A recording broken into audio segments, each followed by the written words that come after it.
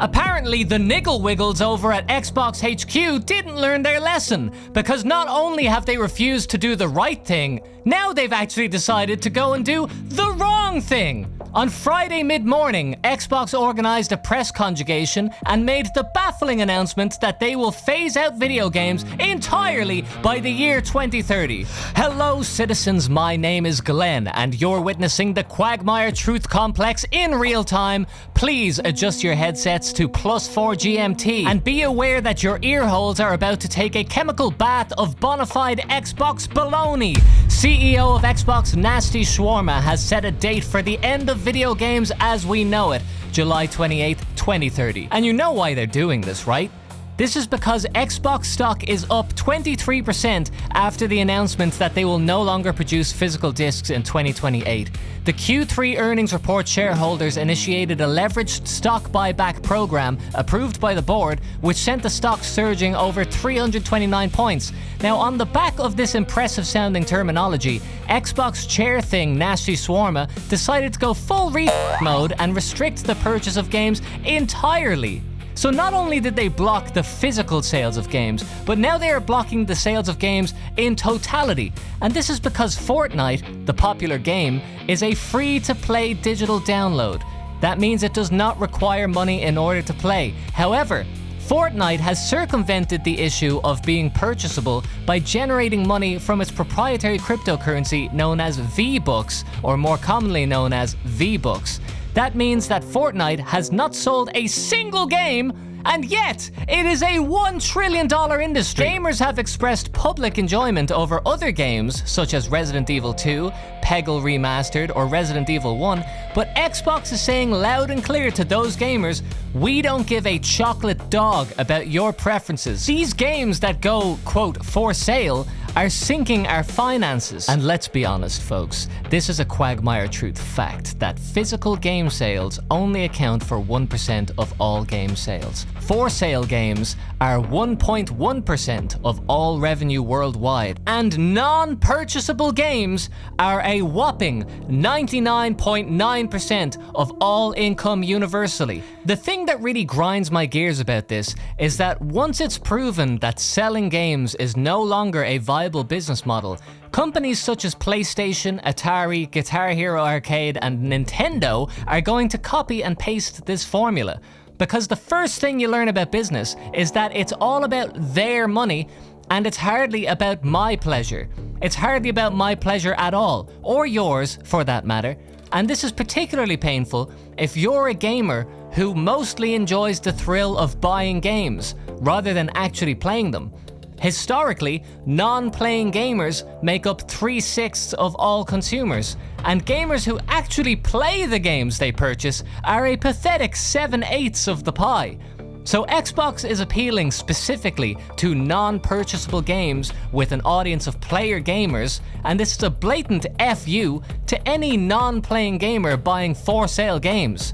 If you want to protest this, obviously the best thing to do would be to purchase as many games as you can from the Xbox network right now, and if 100,000 people do this, it will reverse the actions of Xbox by law of the Consumer Protection Act, which clearly states if sufficient customers are buying the product, a vendor must sell that product under penalty of a maximum jail sentence of 3 years per game purchased on the Xbox network. Grand Theft Auto VI is going to be released with no physical game, and now it's going to be released with no download code. So when you buy the box, there will be no disc, there will be no download code, there will just be a box. And you will not have the game. You cannot play the game. There is no game. And if you want to find out where the game is, you just have to find out. That's exactly what the person who's responsible for Grand Theft Auto said. If you want to play the game, you'll have to find out where the game is. And now currently, the game is not out, so we don't know where the game is going to be. But even when the game comes out, we're still not going to know. We're not even going to know if the game comes out. But you will be shipped a physical box, and that will be the first indication that the game is out, and then you have to find out where it is. There are some low IQ individuals who think that that is the game. They think that the game is finding the game, but if we look back at previous GTA installments, there was never an element of finding the game. It was never about finding the game. You always knew that the game was in the box.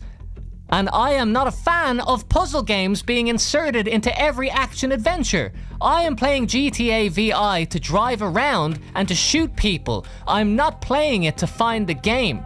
And if I wanted to do that, maybe I'd play a different game like Find the Game. But now I'm playing GTA VI with Find the Game elements.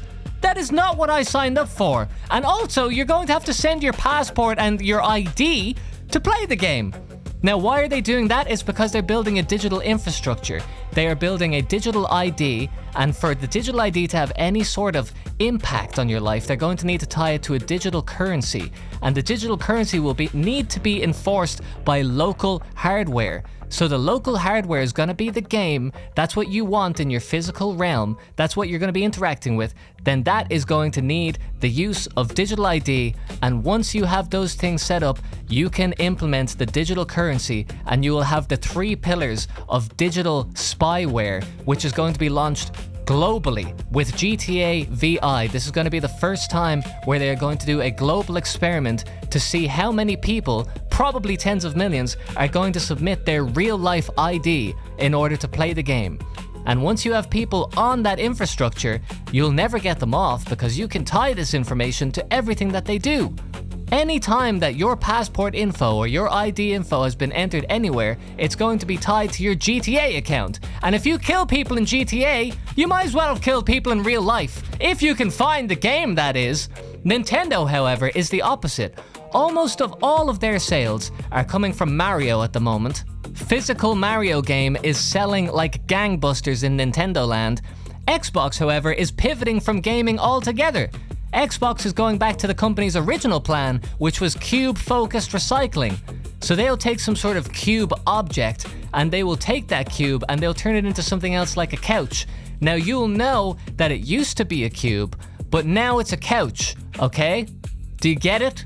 It used to be a cube, a cube-type thing that you could put stuff in, but now it's something else entirely. It used to be a cube. And the EU, what do they have to say about all this? They've declined to acknowledge the existence of video games or even associated side effects of video games, if video games were to even exist, which they don't, says the EU. And PlayStation is taking the play out of PlayStation. They just confirmed the new console. It's not the PlayStation 6, it's called Station 1.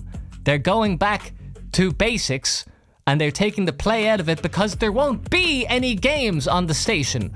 It'll just be stationary. Thanks everybody for tuning in to Quagmire Truth Complex.